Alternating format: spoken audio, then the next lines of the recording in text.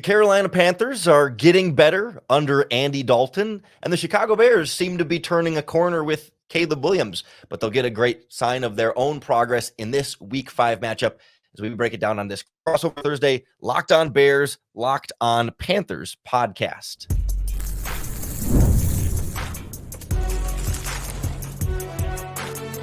You are Locked On NFL Crossover, part of the Locked On Podcast Network. Your team every day. Welcome into Locked On Bears and Locked On Panthers. I'm your host, Lauren Cox from Locked On Bears, alongside Julian Council from Locked On Panthers, getting ready for this Bears-Panthers Week 5 matchup. A revenge game for Andy Dalton, some more progress from Caleb Williams, some key matchups, and some key storylines for us to get throughout the course of the show today. I do want to let you know that our Crossover Thursday podcast is presented by Prize Picks. Download the app and use our promo code LOCKEDONNFL to win $50 instantly when you play $5. Julian, I think the Panthers were a team that everyone had written off even before week 1. And then after a couple games with Bryce Young, definitely wrote off and said, this team's going to be no good all year. Give them the number 1 overall pick. Let's move on. Andy Dalton comes in a couple weeks ago, and I know it hasn't been all wins since then, but it feels like there's a lot more hope around this team. What are some of the biggest storylines now coming into this matchup that we've seen a couple of games of the Dalton experience?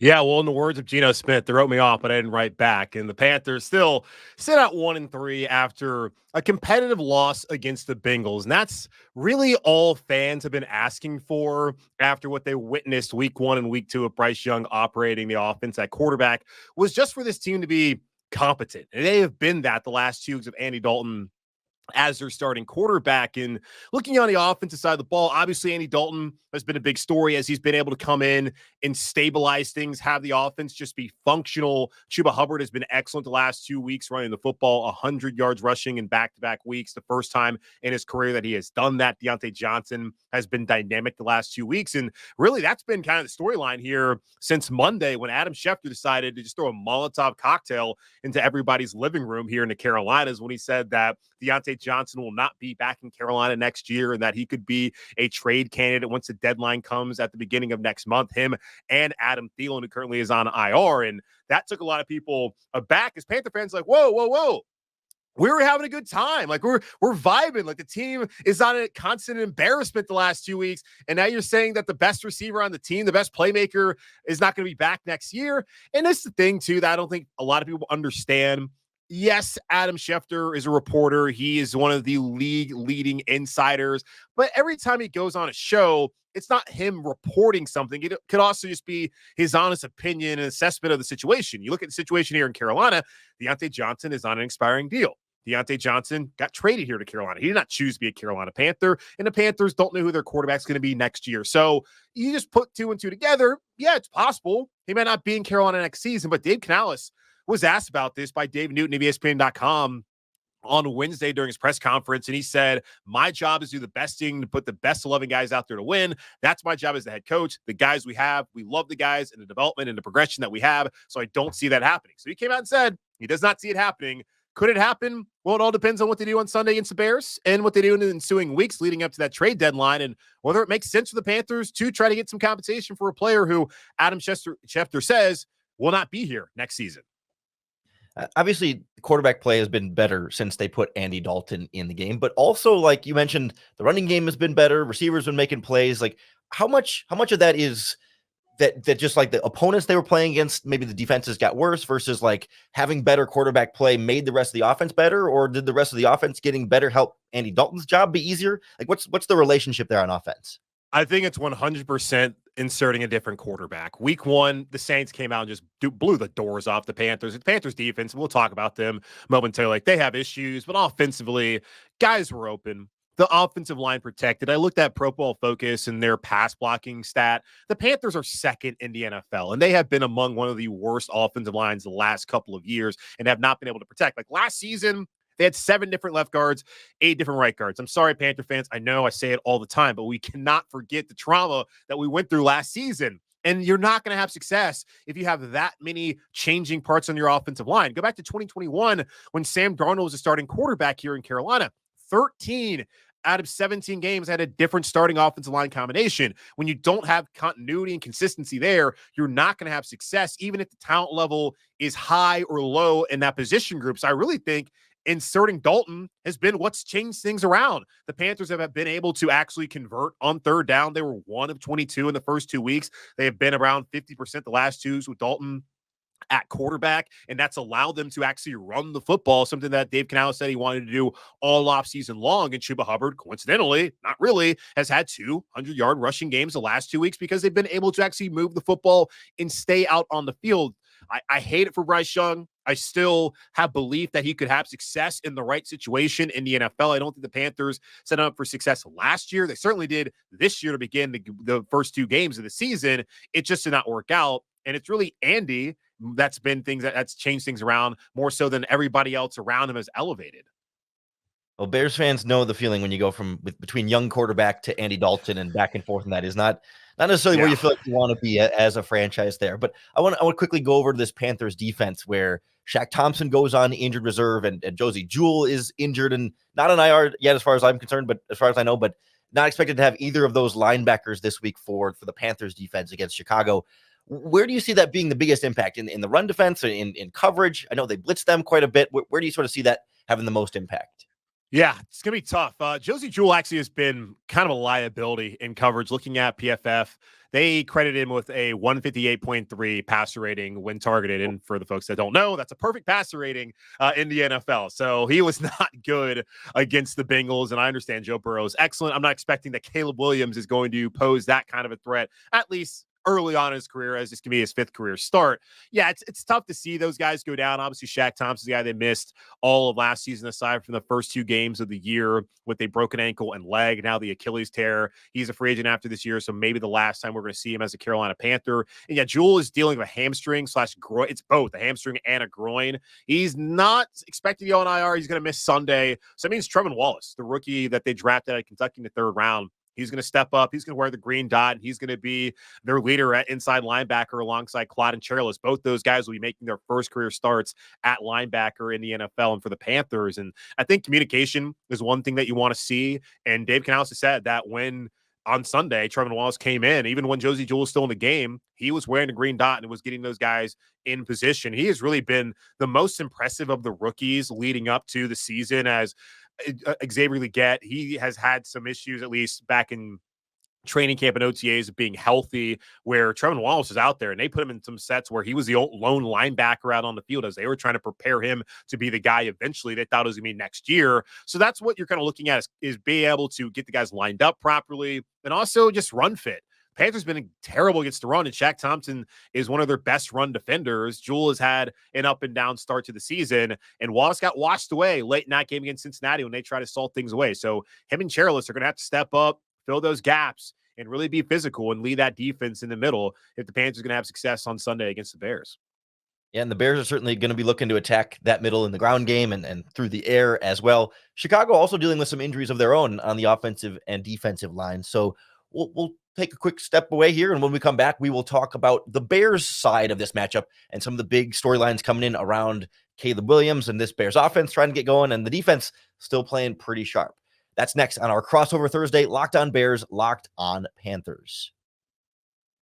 This episode of Locked On Bears and Locked On Panthers is brought to you by our friends at Game Time. Game Time is the best way to get tickets for all of your favorite live events, whether it's this Bears-Panthers game on Sunday or other sporting events, concerts, theater shows, comedy shows, you name it. They've got it all on Game Time. I actually just used the Game Time app the other day and went and saw Soulja Boy in concert. It was a great show. There's no often I'm going to be able to get to see Soulja Boy in my area, but hey, you know what? It was fun, and it was nice with Game Time. I could see my view from my seat before I bought my tickets, so I knew exactly what I was going to be purchasing.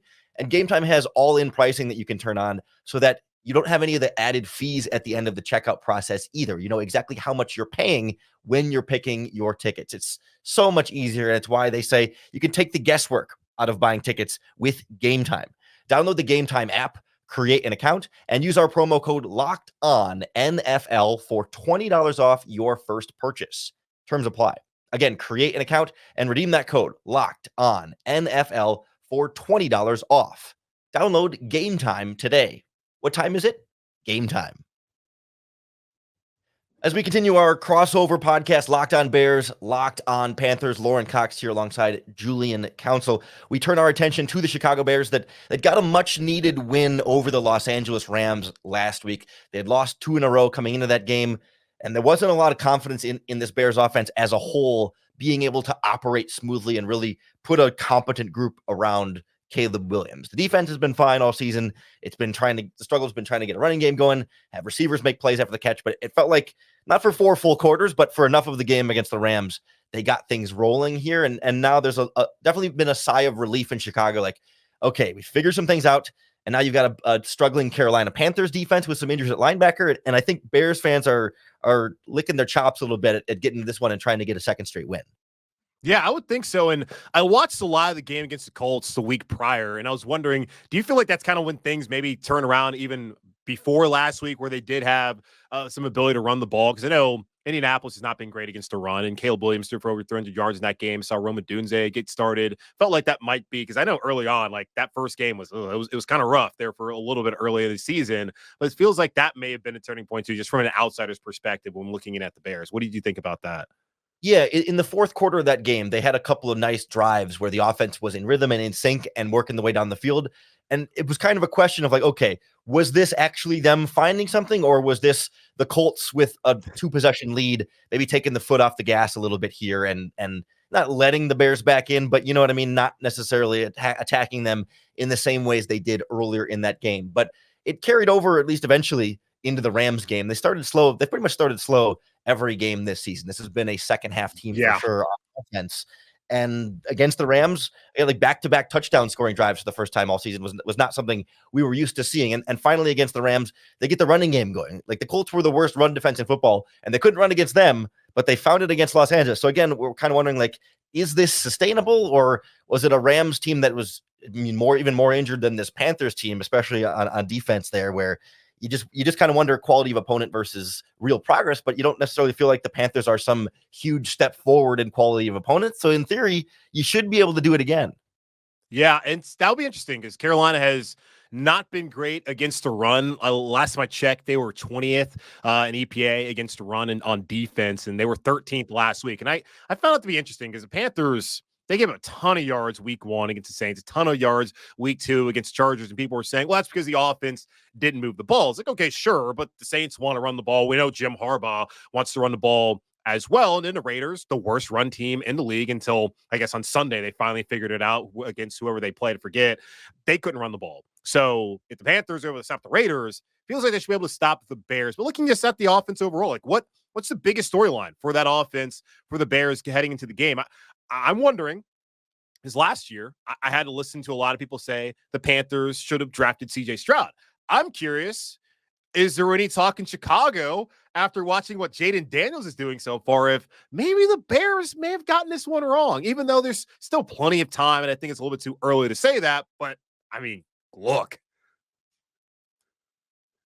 Yeah, I mean, Jaden Daniels has had a really great start to the season, and you know, you don't want to take anything away from that. I think there have been a lot of national conversations about Daniels being, you know, should the Bears have picked Daniels, but you're not getting much of that in Chicago. I don't think you're getting a lot of Bears fans actually worried that they took the wrong quarterback here. And I think there've been some really good comparisons to the first few games from Andrew Luck and RG3. Not that Caleb Williams and Jaden Daniels are exactly the same as Andrew Luck and RG3 respectively, but that RG3 came out really hot in those early games because Washington was scheming up an offense for him to kind of focus in on specific traits that worked well for him and maybe simplify things in a lot of ways so that he could come out of the gate quickly. Whereas the Colts were really kind of opening the whole book up for Andrew Luck and saying, hey, full field reads, full progressions, you're manning everything at the line of scrimmage. We're asking you to do everything like a big boy quarterback.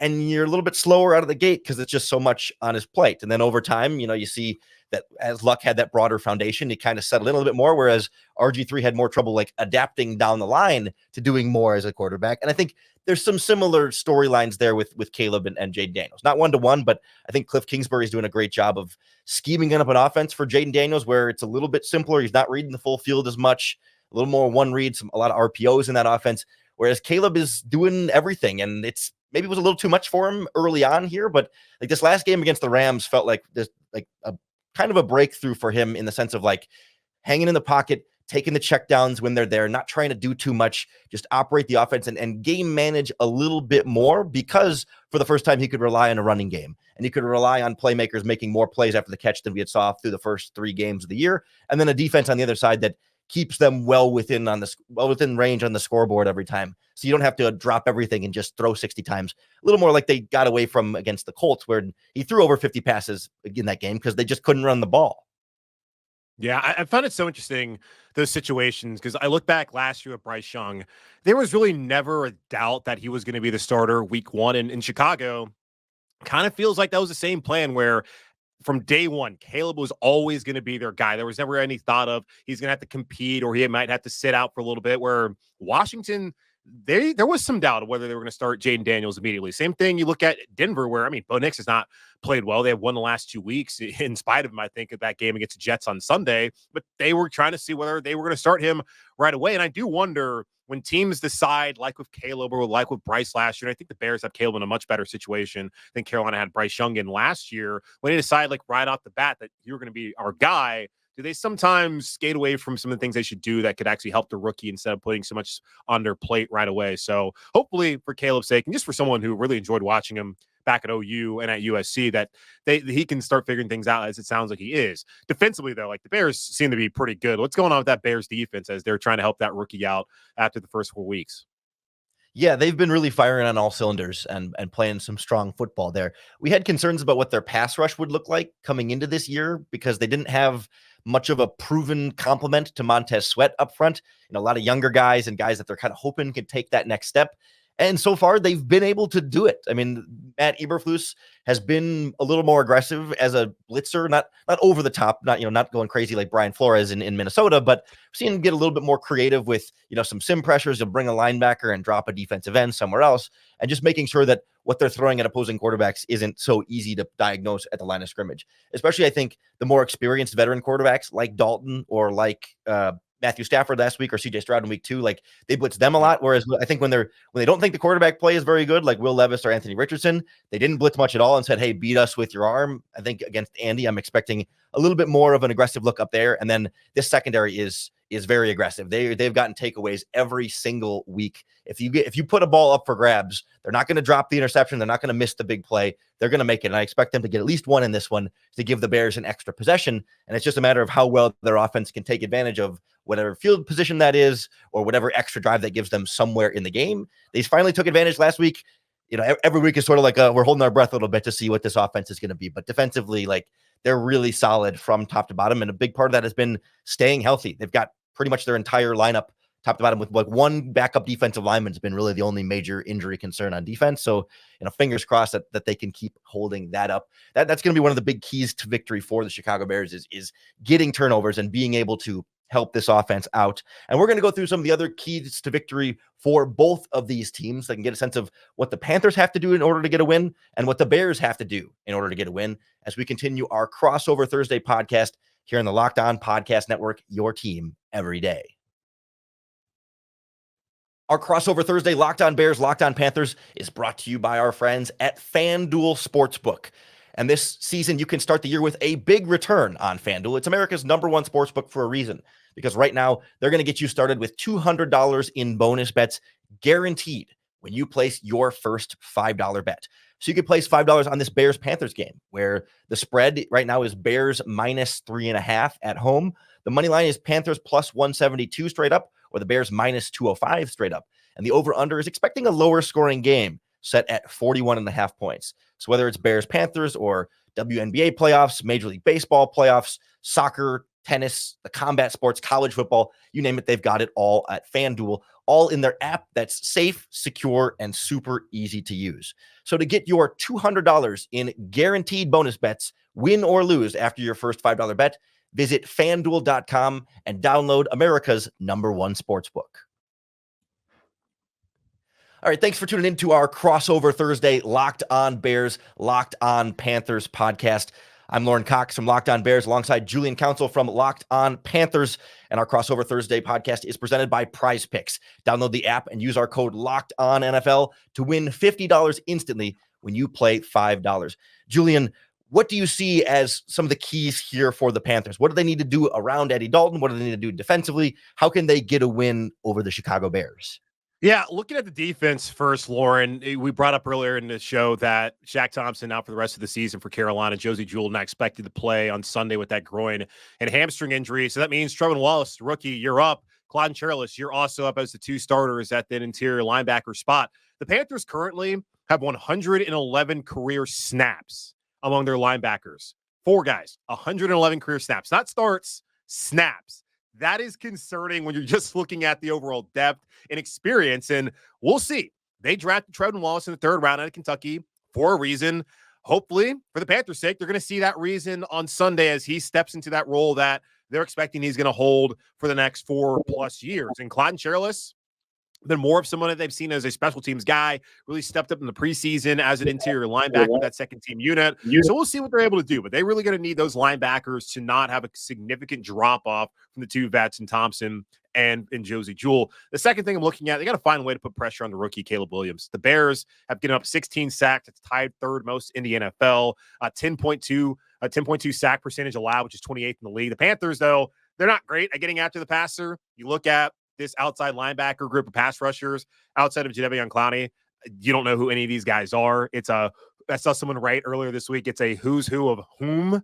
And that's the problem when you don't have someone like DJ Woonem, who was within the division a year ago there in the NFC North playing for Minnesota. He's still on the PUP list, recovering from a partially torn quad, also maybe some other health issues there that's keeping him out right now. He's going to miss his 5th straight game to start off this season. They got to find some pressure on the quarterback this week, especially against a rookie who loves to do things out of structure, but can be prone to make a couple mistakes. And we've seen that early on in his rookie career. It's going to happen. I think Williams is going to be a good player down the road, but it's still early on. And I think Ejiro Rivera's a DC that can get after him. So they got to be able to find somebody to get some pressure. And that's just the thing you want to do each and every single week, but only 5 sacks, league worst 12.8 pressure percentage. Not great. And then number 3, like Chuba Hubbard has been outstanding on the ground the last couple of weeks. The Bears defense is phenomenal, especially in the secondary, but I think they can be had a little bit in the run game. The Panthers have been solid up front so far. Back-to-back 100-yard rushing games with Chuba Hubbard. That's really where they want to lead off with their offense, be able to take pressure off Andy Dalton against a strong secondary,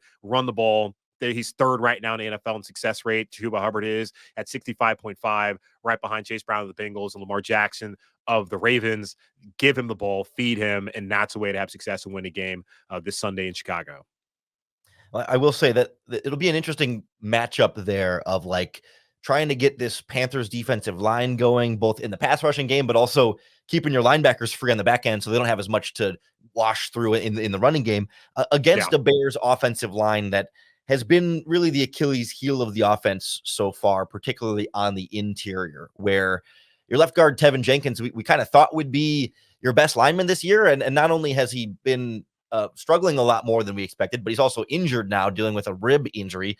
The Bears seem to have some optimism that he could be able to go this week. They're calling it a day-to-day thing, so they'll kind of see. But even if he does go, he's not going to be at 100%. He's going to be dealing with some pain there, and he wasn't playing phenomenally before he had the injury. And then there's their new center, Coleman Shelton, who they signed from the Rams this offseason, has been pretty disappointing and probably the weakest link up front. And they've been rotating right guards next to them. So that whole interior has been messy. So I think you can trust the Bears tackles a little bit more against somebody like Clowney or Charles Harris on the other side. But I'm looking at somebody like, Ashawn Robinson in the interior, or if Shai Tuttle plays up the nose. Like, I think those are going to be the guys that can make the biggest difference, because that's where the Bears are weaker up front, and also where the Bears are going to want to run the ball up front, right up that middle in the core towards those linebackers. But if the Panthers can win those matchups, I think that's an area where, you can find some advantages.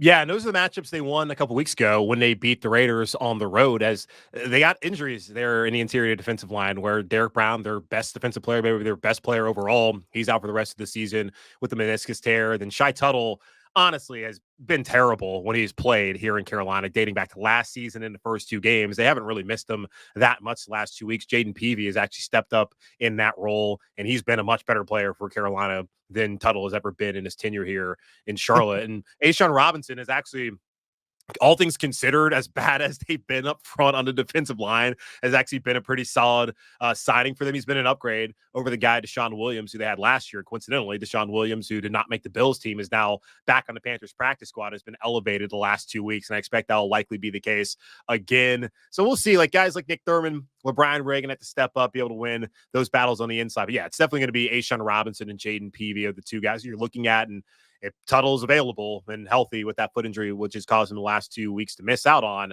he'll start, even though I don't know how much that's going to really help Carolina as far as their want to win this game on Sunday. But what about for the Bears as far as the three things they got to try to do in order to win this game on Sunday? Yeah, I mean, it definitely ties right back in, right, to the same thing. The interior of this Bears offensive line has to keep making progress. It felt like a step forward last week in the running game. And I give some credit to the offensive coordinator, Shane Waldron, who came under a lot of fire, but mixed up the run concepts a lot in the ground. They went to some more gap scheme runs, power and counter, or just duo right at the middle down your throat. And I think it let the interior in particular not have to be so athletic, moving side to side, but just like, okay, I'm just going to hit the guy in front of me and try and move him with a little bit more power than finesse here. And I think they were able to lean into that a little bit more. So they need to be able to lean into that again and say, no matter what your combination of the three in the middle is, which at this point could be any combination of the three there, being able to kind of lean forward and get some north-south movement on this offensive line in the running game is going to be so critical, because they want Caleb Williams to just have to be a game manager and to not have to escape the pocket and make miraculous throws outside of structure, right? Like, it's great when he can do that, but you don't want that to be your plan A. You want that to be the plan B or plan C, and not call on that every other passing play because it's the only way you can generate some offense. So they want a boring looking offense where they just run the ball, check it down to the running back, to the tight end, let them make some plays after the catch, and then in theory mix in some deep shots downfield. And that's kind of the other second key here, is that Caleb Williams has taken pretty good care of the football underneath. It's the deep shots where the accuracy is just not yet dialed in. It's getting on the same page as DJ Moore, as Rome Odunze, as Keenan Allen.